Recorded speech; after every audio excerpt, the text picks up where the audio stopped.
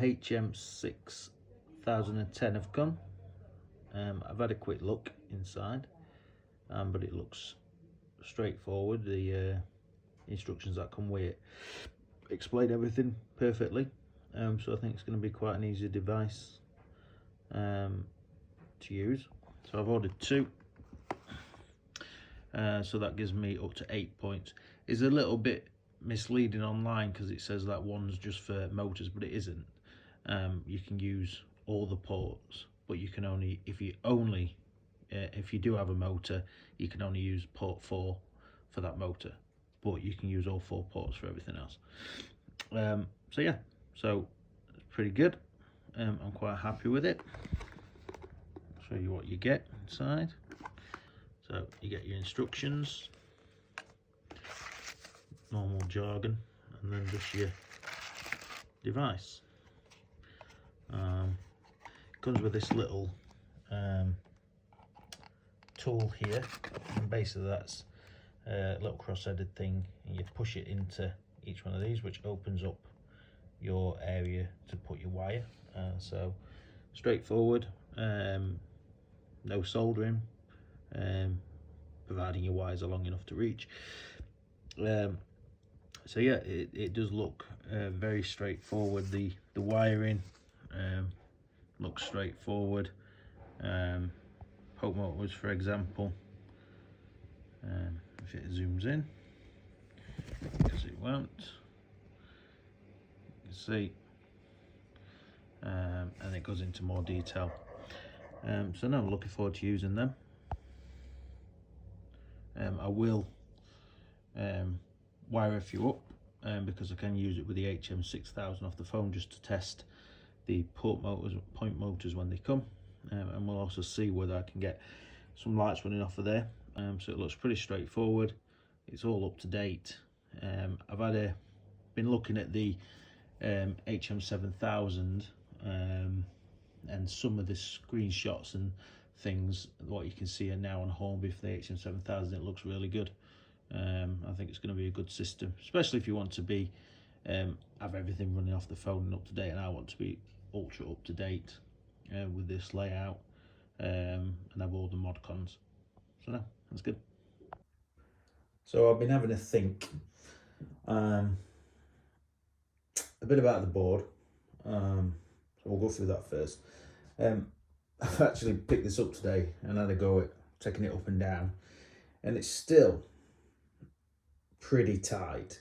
So I imagine when there's all stuff on here, it's going to be a lot of messing about. So I think I'm going to shape the front corners. I know I'm losing a lot for scenery, but basically, as far as I think, when I'm looking at it, I'm going to be looking at all the scenery there. So this is the only place really where I can lose a bit of space but still get all the tracks. So I am going to be looking at probably trimming it down, and then I'll definitely have no problems with, you know, what I want to do. And then I've been looking, because I don't want to put these under the baseboard because the vent would get covered up, it's not going on trestles. I'm going to do like I did on my old layout, and fit these accessory points to the top of the board. Obviously all the wires will go underneath. So it's called Amber Falls, so obviously I need a waterfall. So I thought from this corner here, we'd probably build this up. This is just me looking at it, but put it up with some maybe foam or something, and then a tunnel for the trains, and then obviously the waterfall will come down a little bit, cascade down. This will cover these up, this will be removable, and then some kind of lake here, and then obviously road coming in up to the station, down to this station. So that's that. And then I was thinking to myself, well, I've ordered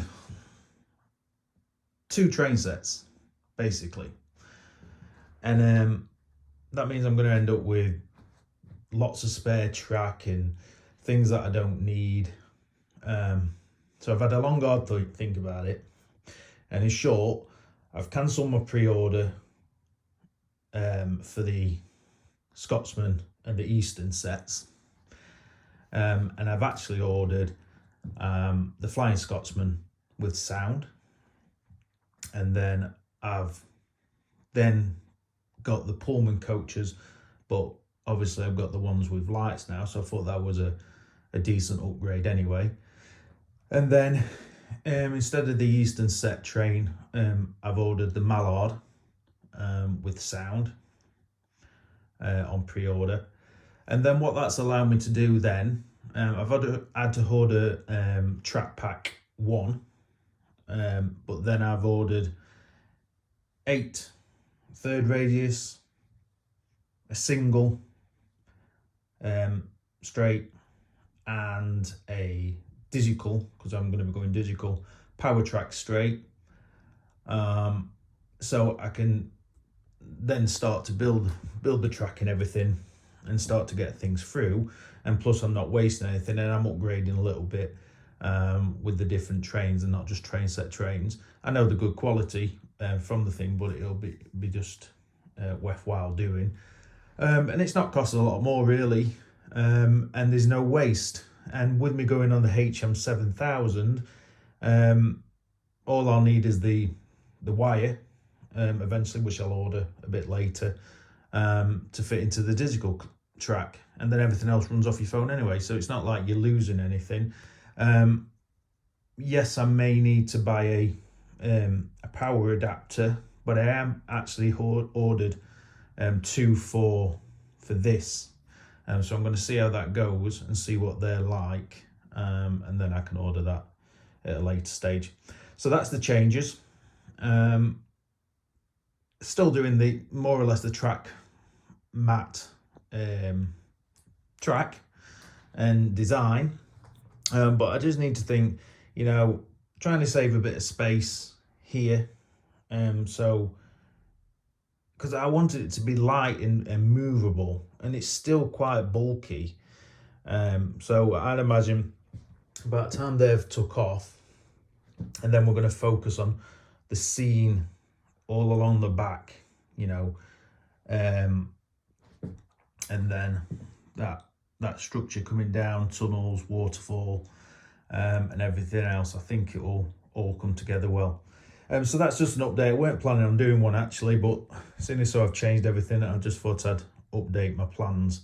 It also means that things might start to move on a little bit quicker, because the track, some of it's available, so that means I'm going to get some hand on some track, and as soon as the track packs come out,